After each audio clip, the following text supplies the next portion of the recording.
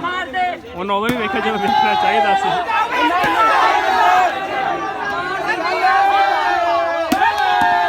very good ਆ line ਸੀ ਉਹ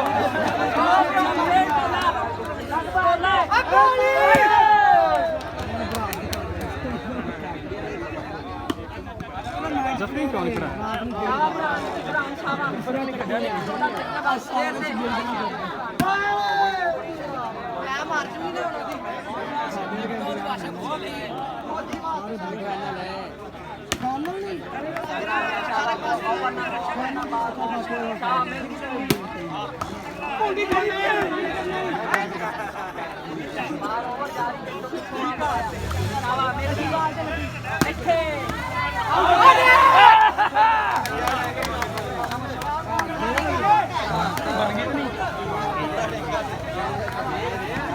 ਚੱਲ ਚਾਚੀ ਜੀ ਵਾਲੇ ਆ